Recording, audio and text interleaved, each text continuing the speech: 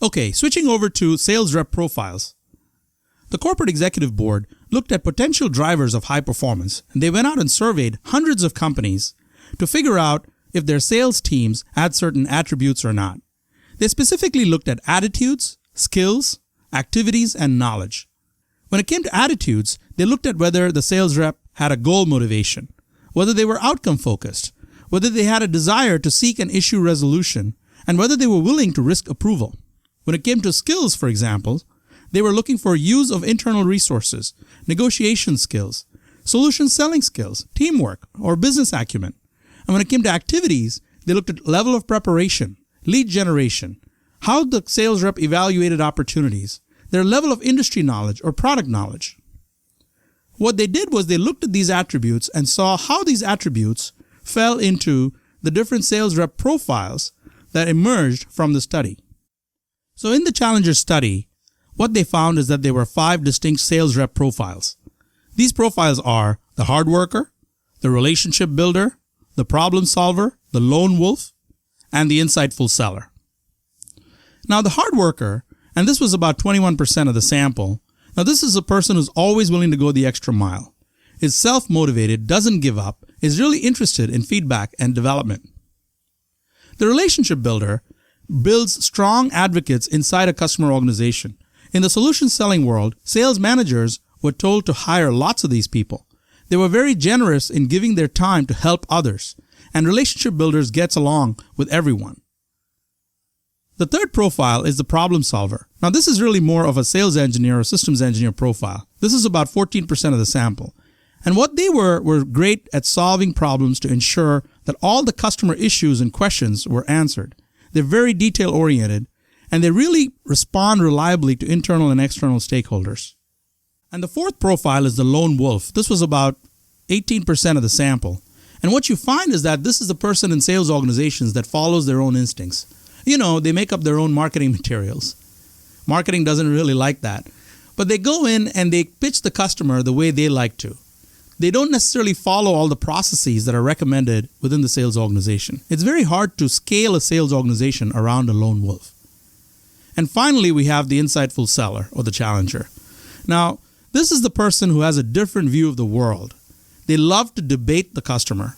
They love to understand the customer's business and push the customer. They're comfortable discussing money. Now, I'm not saying that we all fall into one of these profiles. What I'm saying is these are all minors. We need to have expertise in all these areas. We need to be hard workers. We need to be relationship builders. We need to solve problems. But we also need to be able to push the customer, be comfortable discussing money, move the customer from the status quo by challenging their perspective. Here's a comparison of how low performers and high performing reps worked with mobilizers. Now what you find is that lower performing reps really try to understand what each individual is looking to achieve. They're not thinking about the 5.4 people that it takes to really come to a solution decision within companies in the new B2B selling world.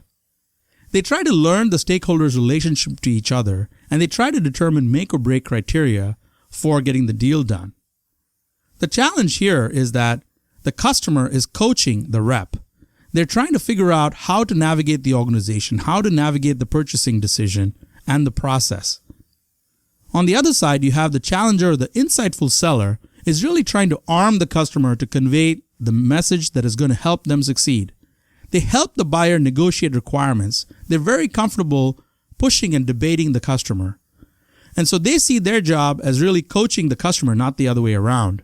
And that's the distinctive behavior of the high-performing sales role in today's B2B world. The challenger fingerprint.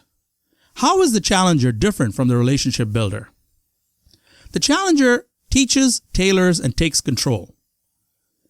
They are able to offer a unique perspective to the customer. They have excellent two-way communication skills.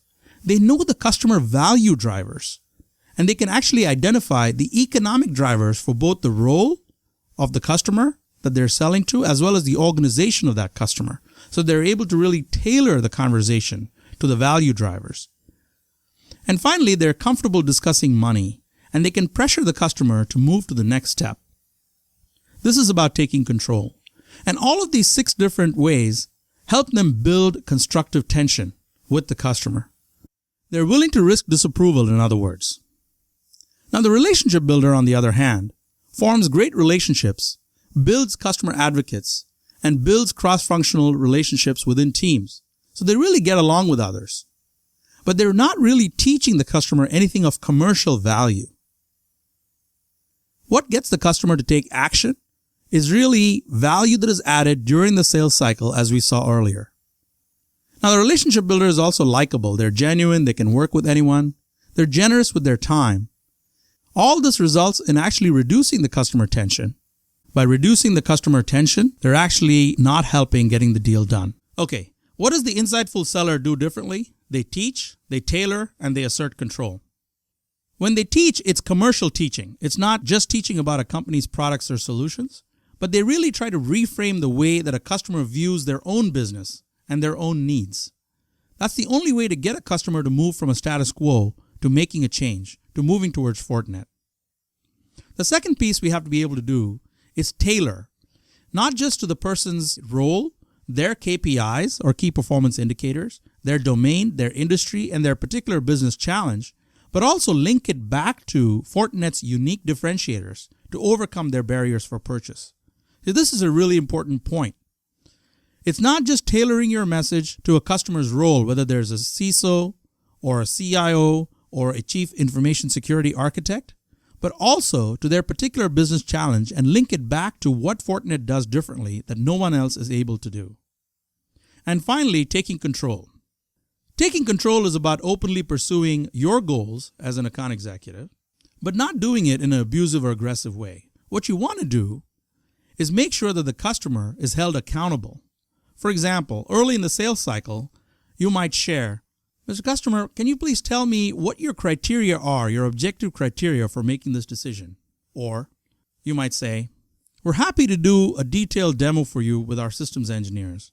But in return, what we ask for is that you bring the following stakeholders to the table. Remember, we're in a 5.4 stakeholders world today. B2B complex sales on average have 5.4 people involved. So if you don't assert control, you're not going to get the deal done. You've got to go out, reach the mobilizers, and once you reach them, you need to teach, tailor, and assert control.